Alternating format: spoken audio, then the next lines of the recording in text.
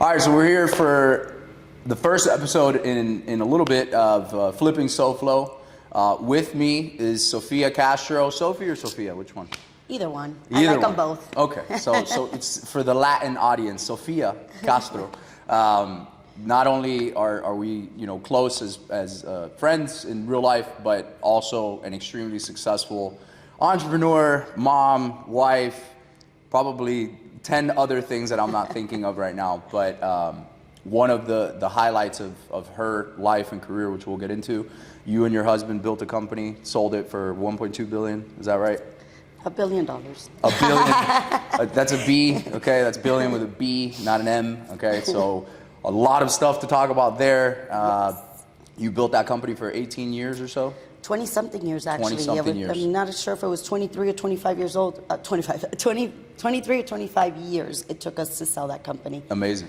Amazing. You don't know what you don't know. You don't know what you don't know. We weren't thinking about that, but yes. We're going to get into all those details. Also a native of Miami. We won't hold it against her. She's from Hialeah. I'm from Westchester, but whatever. Proud of it, proud of it. She still owns the nicest house in Miami Lakes. She still got it. So anyway, we're going to get into all those things. She's doing a lot of cool things for empowering women and entrepreneurship for women. Specifically Latin American women, right? Because you're doing content like myself in English and Spanish. Spanglish. Yeah, part of this podcast is going to be in Spanglish. Heads up for that. So it's going to be a lot of fun. So I appreciate you being here and taking the time. Thank you so much for inviting me. I'm so honored to be able to give a little bit of my golden nuggets, what we've been able to accomplish in our lifetime, and share it with your audience. That's what I love. I appreciate that. So let's obviously start at the beginning. You and Bobby, both from Hialeah, right? That's where you guys met? Yes, that's where we met, yes. Okay. So you guys meet when? In high school? No, actually, I met Bobby when I was 18 and he was 22. We both grew up in Hialeah. Bobby was actually born in New York City. Okay. In the, Bronx. But he was raised in Hialeah. Okay. So they came down and they were raised. So Bobby and I went to the same schools, funny enough, but he's 4 years older than me.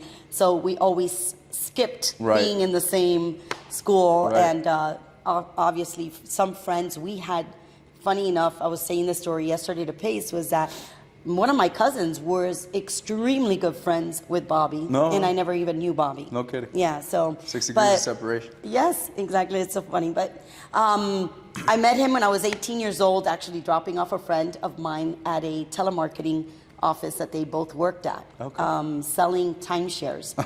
Reselling timeshares, because it was people that wanted to sell their timeshares to others. So it was a Canadian company, and Bobby's always loved sales. Yeah. So I went to go drop off a friend of mine, and he was there, and they were going to introduce me to him prior to that, but it just never happened.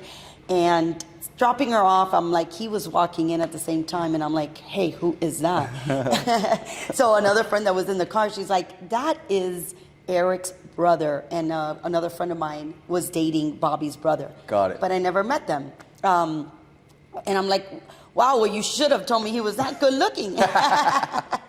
So she was like, well, I tried telling you and you don't want to listen. So that day, Bobby and I met, and we really couldn't, he was having to be inside work. So it was like, hi, bye kind of thing, and left. And then we didn't get to meet again until like 3 or 4 days later that he contacted a friend of mine, the one that wanted to introduce me prior, and said, hey, can you ask Sophie if I could get her number? Very cool. And so we hooked up, went out on a date, and everybody had warned me about Bobby, by the way. They had told me, stay away from him kind of thing, Okay. He was a flirt. He liked having, be with 1,000 women, and also wow, Bobby was a player. Look at that. Look at that. Player. Good for him. And then also, he was always into dealing with sales and, very intense. kind of like scamming a little bit, not bad way, just trying to get his way through at 18 years old, and like, hey, I want to sell this, or I want to do, just not doing the right thing, not being mindful of what you're doing at that age, right? Mm-hmm. So everybody would warn me, be careful with him. He doesn't have a real job. He's always in sales. He's always in and out, da-da-da. And, but whatever, Bobby and I met, and we kind of hit it off right away. It was like one of those things, that you know when you could connect. But he wanted to immediately hook up, like get married, get the first date that he dropped me off when I decided to go out on a date with him. He dropped me off, that it wasn't even his car. He tells me, "You're gonna be my wife and the mother of my children." And I looked and I said, "This guy is crazy." That's pretty forward. I slammed the door and I'm like, "Hey, peace out." Little did you know yeah. that he'd be right. I'm like, "Yeah, no, this is not gonna happen."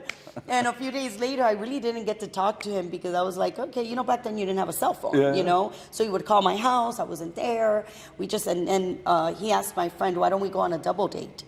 And she's like, "Come on, go out on a double date with him." And I'm like, "Oh my God, really?" And so we did. And that double date ended up being, being boyfriend and girlfriend. And, we broke up like a month later because he just wanted to really get serious. I was still 18 years old, very strict parents. You know how Cubans are. Yeah. I had curfews. I had not been able to really go out on my own. And I'm like, really, do I want to get so serious when I'm not even been on the street? Like, been with friends or even have boyfriends. I was like, had friends, but not real boyfriends, Right. So I was like, let me peace. No, I think I'm gonna need to bow out. And he got really upset because imagine he was being with 1,000 girls, nobody would turn him down, and I'm here telling him, I'm okay, He met his match. So yeah, he met his match, and we broke up, and I went. I'm the one that went after him this time. Look at you go. All right. I just noticed that, that month that I broke up with him, it was like, what am I doing? I have a guy that really wants to be with me. At that time, I didn't know what entrepreneur was or even having this positive mindset. And Bobby, off the bat, was like, "I'm going to be an entrepreneur. I'm not going to work from 9 to 5. I'm not going to work for nobody. This is what I want." And I'm sitting there not knowing what he was talking about. I'm like, my parents told me I have to go work for corporate. I need to go look for a government job because I need stability. I need insurance. I need 401ks, all of this. And Bobby's telling me complete opposite. Yeah. And I'm like, huh?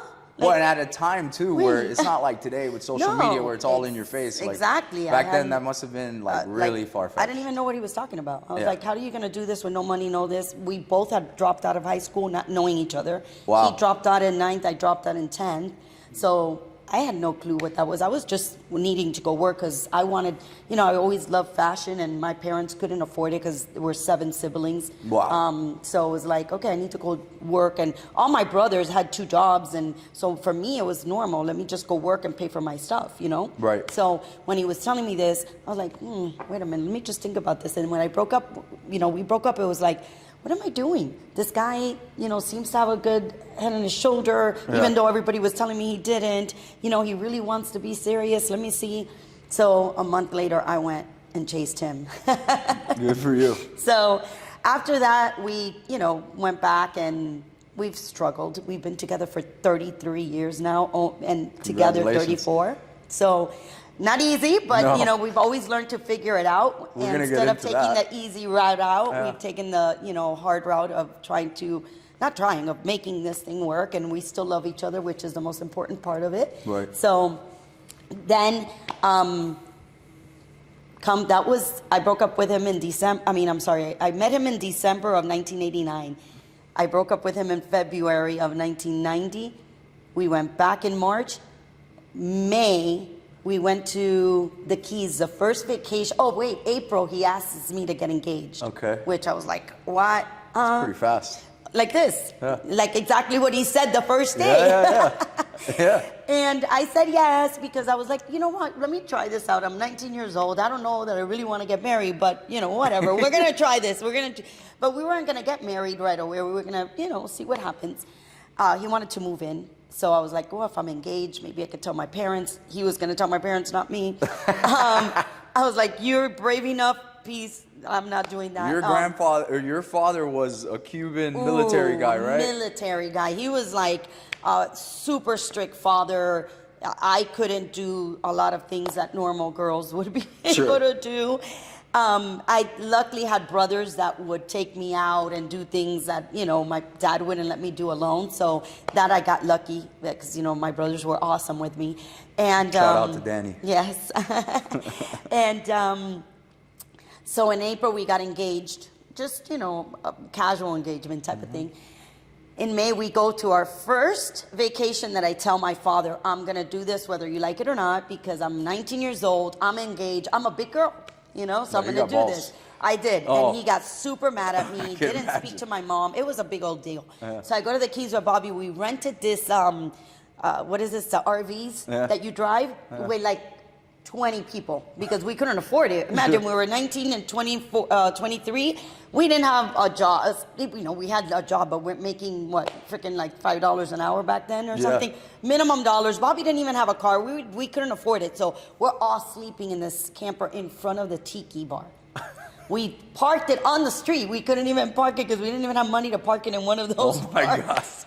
gosh. So we parked it there, and that weekend we got, 19 years old. What do? Get trashed, Made get some bad party, decisions. And we got pregnant that weekend. Oh my God. Yes. This is with Priscilla. With Priscilla. No way. Oh yes, this is See Priscilla. that, kids? You gotta be careful out there. Gotta be careful. You could just be running around. Oh Next thing my you know, God. you're married and you're pregnant. Yes, Okay? exactly. So that happened, and that was a big ordeal. My parents don't have money. Bobby's parents don't have a nanny. We don't have money. We are still living with our parents. What do we do now? So it was a hard decision. I didn't want to have it. Bobby did. He was very adamant about having it. I almost had an abortion. Wow. And I backed out at the abortion center. Thank God I did, because now I have my precious little baby girl.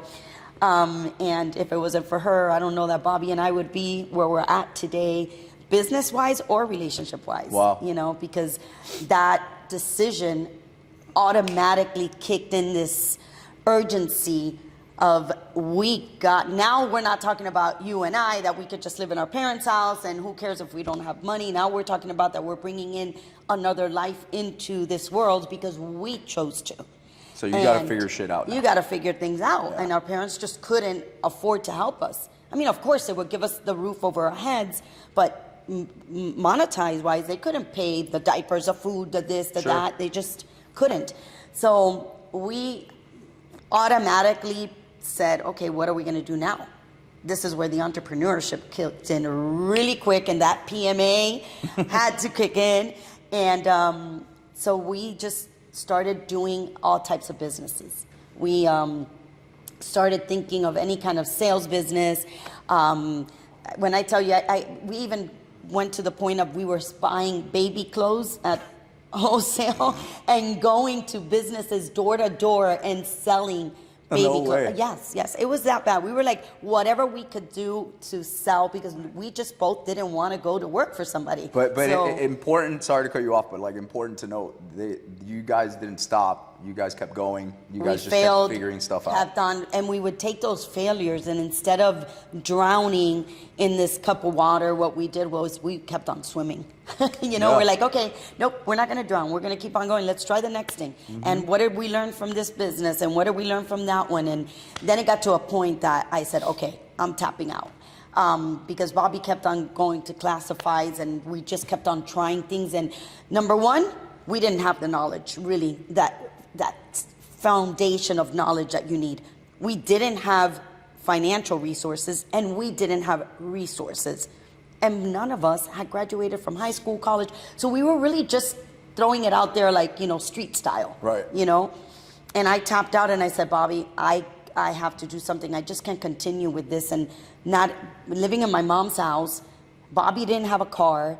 We don't have enough money we had to get him food stamps. It was that bad because I had to get Priscilla's milk and diapers somehow. No kidding. So we were on welfare. We were getting WIC. I mean, we were getting it all because I was like, what do we do? We're trying to be entrepreneurs here, but this is not working. So I tapped out and I went into a technical program to do ultrasound that took like 12 months. But meanwhile, I was working and going to school and having a baby and everything else. But luckily, my parents were very supportive, and Bobby's parents were very supportive, and we had a roof over our heads, which was the important part. Right. And food. So I did that, and meanwhile, Bobby was still doing a lot of sales. I then started learning. I then learned the ultrasound. I went to work for a cardiologist, and Bobby was working for the Better Business Bureau and the Rusty Pelican at night. Yeah, he So- told me he was a server there. Yeah. So he was working those 2 jobs. I was working at the cardiologist office. But meanwhile, we're still looking at classifieds, ads, thinking of what is it going to be the next business. We were like, this is not going to be Our life. our lives. So with that, we found the under classified ad on equipment leasing broker. Okay. We didn't know what that was. But Bobby was like, this sounds really interesting. I really want to look into this because he loves finance and he loves sales. With that, when Bobby goes to work one day, they would give him leads on the Better Business Bureau, and one of the leads was the same business that we had gotten the classified on. Wow. So he was like, this is it. So he made the appointment. It took him like 4 or 5 days to get into the guy to see him for the Better Business Bureau. The guy was like, I hate the Better Business Bureau. This is all bull crap. I don't want this, and he kept on persistent. And he got in there. Okay. When he got in there, the guy told Bobby, I just love your persistence. I love the way that you are. You need to come and work for me. Let go of the Better Business Bureau. Come work for me, and I'll teach you this whole business. But you have to buy the manual, which was the money that my parents lend us with my mom, $1,700, and to buy this manual. Right? Okay. You come work for me, but I still want you to buy the manual because I want you to be serious about skin this. in the game. Yeah. So the manual was literally a binder that you would buy at office supplies or whatever, with the little clips inside and copy paper from the copy machine that he made holes, and he put them in the binder. And here you go. That was the $1,700, right? So we're looking when he gets home, and I'm like, my mom gave us that money, lent us that money that she didn't even have, and this is what you have? Really? Wow. People were selling courses even back I'm then. like, oh my God, this is ridiculous, Bobby. But what made me feel safe was he was working with the guy. So he really took Bobby under his wing. And so that came around, and I was still working. I couldn't let go of my job, and Bobby couldn't let go of the Rusty Pelican. So that went on for like almost a year. When that started, producing some kind of cash, we were getting super excited. We're like, oh my God, we're able to rent an apartment now, because we were living with my mom. So we rented an apartment, and Bobby then worked out of home during the day with Priscilla. I was working at the cardiologist's office, and when I would get home, back then, it was a typewriter and a fax machine. I would work on all of Bobby's contracts or any kind of solicitations that he wanted to do, all of that. I would type up all this stuff, fax it over. So I worked all day and all night, right? And had Priscilla. So my mom was a lot of help with Priscilla too. But so I did that probably like for 18 months, and then I was able to quit my job and be full time helping Bobby. And then Bobby and I worked it, and then Bobby quit the Rusty Pelican. So that was a really funny story on Rusty Pelican, him quitting Rusty Pelican. And with all this, hold on a minute, I would go at night, I would have to pick him up because he didn't have a car. In Key Biscayne. Key Biscayne, and we lived in Hialeah. Oh my God. Yeah, so. It's an easy back commute, then, wait a by minute, the the way. apartment was in Miami Lakes. That's step Miami up. Lakes. That was a Miami step up. Lakes. I lived in Right Miami by Lakes in the PSN, apartment. You get excited. You start going to the We country were excited. club. We went from Hialeah to Miami Lakes. Don and we were Shula's, excited. Yeah, we could things are walk looking there. up. Things are looking up here. The story continues. So then all of that happened. We really took this serious. At this point, we were like, we are going to implement all the mistakes that we did from all these businesses that we learned and take it so that we wouldn't do it in this business. So this is why I always say that those mistakes for us was a master degree. We just wrote down what not to do. Yeah. And, Bobby says this a lot, is your best mentors are the ones you don't want to be. So we did the same thing with the concept of taking those mistakes and saying, nope, we did this, we're not doing this here. We're going to completely do it opposite. And we were able to create that business. And, we had never taken a vacation, and we took a vacation a year and a half later or something like that, and we had asked Bobby's brother to step in because we had so much business, we couldn't just walk away and not attend to the business. And we were ready to scale a little bit, but we were afraid to hire people because we were being selfish at that time. We're Sure. like, money's ours, money's Well, ours. it's natural. You haven't seen it forever, Yeah. so you're like, oh we're my like, God, we got it. we were ordering it. Instead of saying, we hire more people, we're able to scale. But back then, that wasn't our mentality. Sure. Our mentality was, nope, this is ours. This is ours. So Bobby's brother stepped in, and when we got back, he's like, what? This is a business, guys. This is real. This is real. This is like, what? He goes, I need part of this. And we were like, well, we were thinking about scaling. If you come in, you and Barbie, him and his wife, we'll be able to really scale because now we'll have us four hitting this business at 100%. And work ethics on us four are the same. Let's get this done. And we went into a partnership there that time at 50%, both couples. And from that point on, see you never. So all right. So this is a medical field, right? So back then, it wasn't. Back then, it was equipment leasing, meaning dumpsters, bulldozers, so any anything, kind of equipment. X-rays for doctors. Okay. And then what happened was, like a few years into it, the whole finance started changing on how banks were lending to businesses, and they were doing it themselves because before they used to outsource it because they didn't want the sales and they didn't want to have to go looking for the business. Sure. But then they found a way of how they were going to lease these equipments to these vendors. And we started seeing Bobby, being the salesperson that he is and the visionary that he is, he started asking the customers, what is it if you don't need the equipment financing anymore, or you don't need, this type of financing, what do you need? And the doctors were the ones saying, well, you know what, we need working capital, because what happens is that the insurance companies take sometimes 60 to 90 days to pay up on an invoice. And when they pay you a percentage, because then they start saying, oh no, this service only costs us this much, so you charged 100, we're gonna give you 50, Sure. So they were lacking working capital to be able to pay their employees or pay for things that they needed for the business. So Bobby put a light bulb in his mind, and he's like, wait a minute, doctors, working capital. They need money. That's a niche. Nobody's doing it. We had a direct person that we were dealing with, only the medical deals were being sent to them. We had the opportunity to meet that person in a networking event that we got invited to directly.